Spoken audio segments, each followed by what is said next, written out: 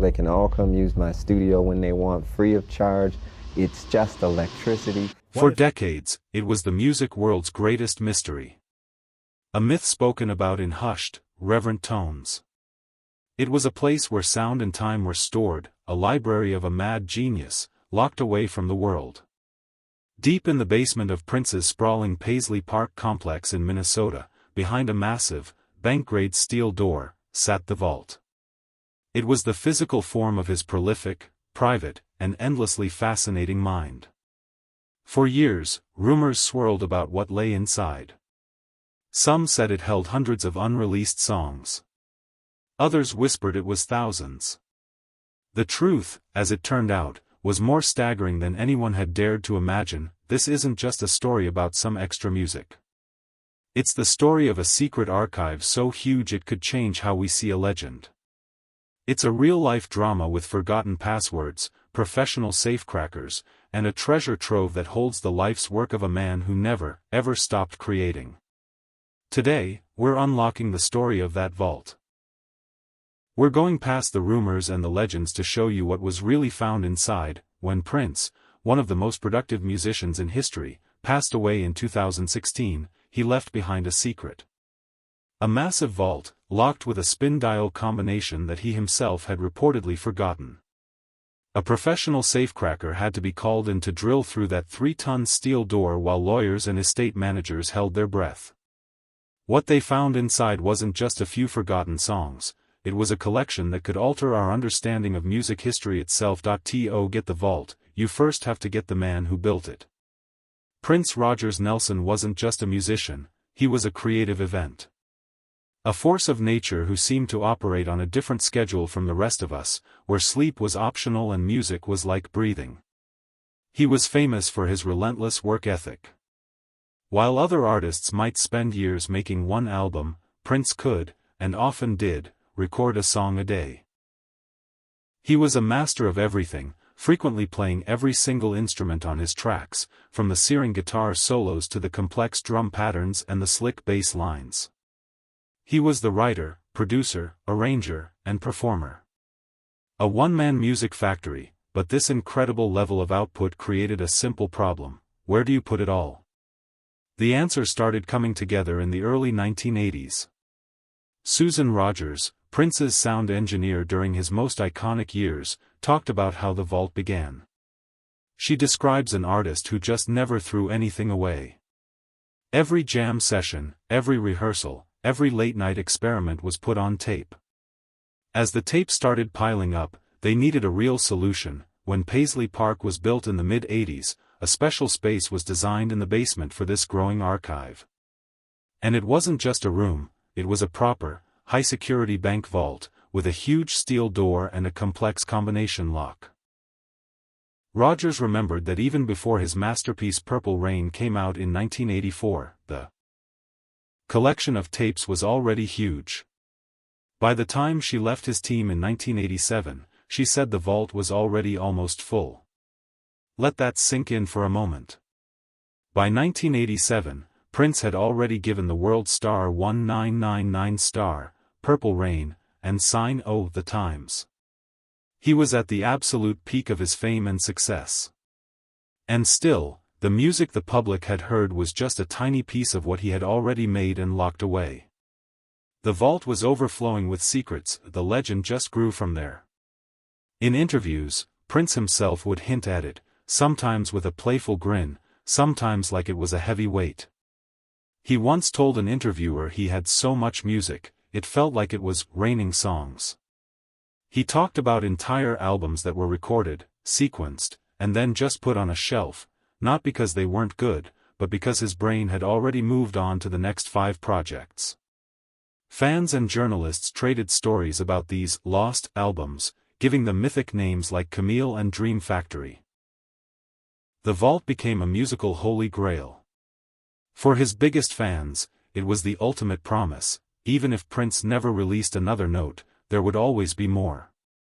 It was a library of endless discovery, the final, deepest layer of an artist who was already famously mysterious. He even talked about what he'd do with it, one day saying he might release it all, and another time suggesting he might just burn it. No one knew what he really wanted, which only made the whole thing more fascinating. The vault wasn't just storage, it was a key part of his legend. On April 21, 2016, the world was floored by the news of Prince's sudden death at 57. The grief was massive, but once the initial shock started to fade, a new, practical problem appeared. It was discovered that Prince had died without a will. This created a huge legal and logistical mess for his family and the people hired to manage his massive estate.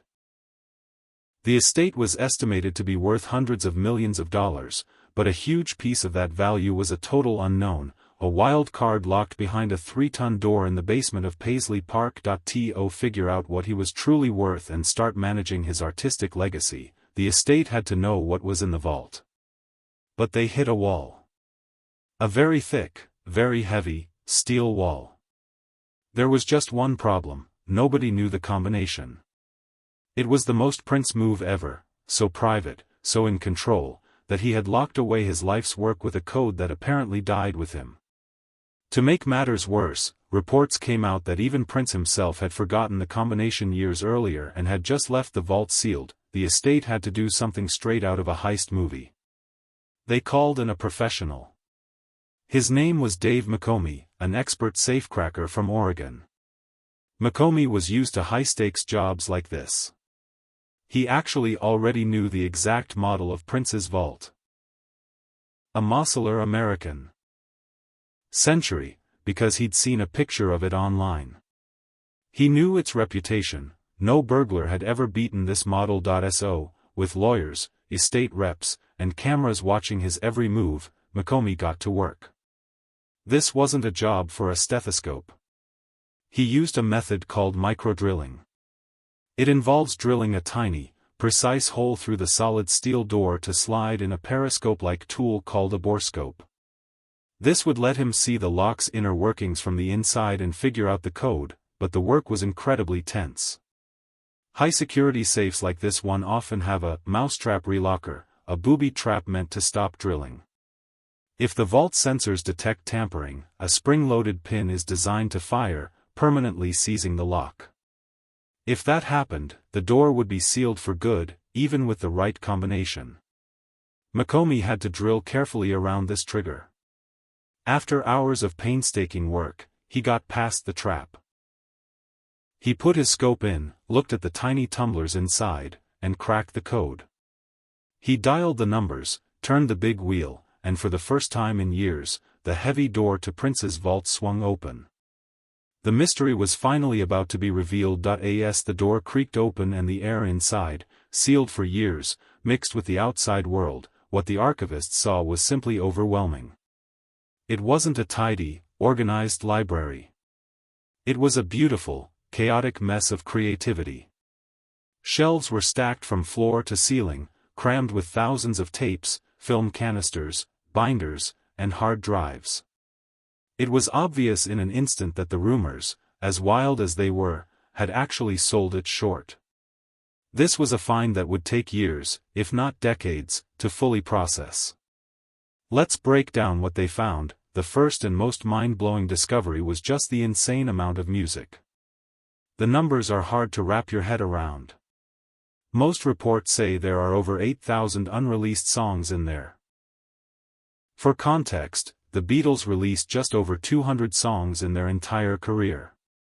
The most powerful way to describe the scale of this is the common estimate that there is enough finished, unreleased music in the vault to put out a new Prince album every single year for the next century. The recordings covered his entire life. There were tapes from when he was a teenager in the 70s, long before he had a record deal, all the way up to his final recording sessions in 2015. It was a complete audio diary of one of the most brilliant musical minds ever. And this wasn't just a pile of rough demos. While there were definitely raw takes and experiments, a huge amount of the material was made up of fully produced, mixed, and mastered songs that, for whatever reason, were just never released. He recorded constantly, sometimes working on albums for himself and his various side projects all at once, and the vault was where everything that didn't make the immediate cut went to live. Once they got past the sheer volume, archivists started finding the legendary lost albums. These weren't just random playlists, they were fully formed albums, with track lists and sometimes even finished cover art, before Prince decided to put them away. Here are some of the most famous ones. Maybe the most famous of these projects, Camille, was recorded in late 1986. The concept was wild. Prince recorded 8 killer funk tracks and then sped up his vocals to create an androgynous alter ego named Camille. The album was given a catalog number and was ready to go when Prince suddenly cancelled it just weeks before it was supposed to ship. Songs from it, like Housequake and If I Was Your Girlfriend, ended up on Sign O' the Times, but the full album remained a legend until the vault was opened. This was supposed to be the epic double album follow-up to Parade with his band The Revolution in 1986. The band was at its creative peak, and the album was a sprawling, collaborative work that captured their incredible live energy. But when Prince decided to break up The Revolution later that year, the project was scrapped. He reworked many of its songs into what would become the triple LP Crystal Ball, which itself was later slimmed down into the masterpiece Sign O' the Times. But the original Dream Factory album, the final work of his most iconic band, was locked away. While Prince did release a compilation called Crystal Ball in 1998, the original 1986 version was a different animal entirely. It was a massive triple album, a sprawling epic that his record label thought was too much for the market. This forced him to trim it down into the double album Sign O' the Times. The full, unedited version shows Prince at his most ambitious and creatively free, and those are just the famous ones. The vault held dozens of other complete but unreleased albums, for his side bands like Madhouse and The Flesh, albums he produced for artists like Apollonia and Sheila E. and solo projects with titles like The Dawn and High. Finding these proved the vault wasn't a junk drawer, it was a graveyard of masterpieces. Beyond the music, the vault also held a mountain of video. Prince was a visual artist as much as a musical one, and he filmed everything. The archivists found thousands of hours of video, including, for every video that made it to MTV, there were others that were filmed and then shelved. For both his biggest hits and for songs no one has ever heard, Prince was maybe the greatest live performer of his generation. The vault holds professionally shot, multi-camera recordings of entire concerts from tours throughout his career, in a much higher quality than the bootlegs fans have traded for years, rehearsal and behind-the-scenes footage. Maybe most exciting for fans is all the behind-the-scenes footage. This includes hours of rehearsals showing his process as a bandleader, and intimate footage of him working alone in the studio. There was even a whole documentary directed by Kevin Smith that was shot and then abandoned. This footage gives us a look inside the creative engine of Paisley Park. Opening the vault was just the beginning of a long and incredibly complicated job. What the estate found was not a neat archive, but a dizzying mess of media formats from over 4 decades. There were 2-inch multi-track master tapes, quarter-inch reels, cassettes, DAT tapes, VHS tapes, film, and old hard drives. Many of them were fragile and in danger of falling apart. The cool, stable air of the vault had kept them safe for years, but now they needed professional help. In 2017, the decision was made to move the vault's contents from Paisley Park to a high-tech, climate-controlled storage facility in Los Angeles run by the archival company Iron Mountain. The move was controversial for some family members who wanted the music to stay in Minnesota, but it was seen as necessary to keep the priceless collection safe for the long haul. At Iron Mountain, a team of archivists began the huge task of cataloging every single item. This is a slow, careful process. Each tape has to be inspected. Some tapes suffer from sticky shed syndrome, where the glue holding the magnetic bits to the plastic tape breaks down, making it unplayable. These tapes have to be literally baked in a special oven at a low temperature for hours to temporarily fix them so their sound can be transferred. The next, and most important, step is digitization. Every analog tape and film is being turned into a high-resolution digital file. This not only saves the material forever but also makes it usable for future projects. This whole process takes a massive amount of time and money. As of mid-2025, it was reported that only about 45% of the assets in the vault have been fully digitized and catalogued. That means that even after all this time, more than half of Prince's secret archive is still unheard and unseen, even by the estate that manages it. The challenge for the estate is to make enough money from the catalog to pay for this huge preservation effort, while still honoring Prince's legacy. He was famously protective of his work. The team of archivists and managers now has the incredible responsibility of being the curators for this treasure, deciding what to release, when, and how to present it to the world in a way that respects the man who created it. Since the vault was opened, fans have been waiting for the gems inside. The estate has been careful, but the music has slowly started to trickle out, giving us amazing tastes of the treasure. The releases have mostly been either expanded reissues of classic albums or brand new posthumous albums. The super deluxe editions of his classic albums have been a dream for fans. Reissues of huge records like Purple Rain, Star 1999 Star, and Sign O, The Times have been turned into multi-disc box sets, with the original remastered album plus discs full of unreleased songs from that same time, all pulled straight from the vault. These sets have given us incredible context, showing the creative storm that surrounded each masterpiece. We've heard alternate takes, long jams, and dozens of brilliant songs that were left behind.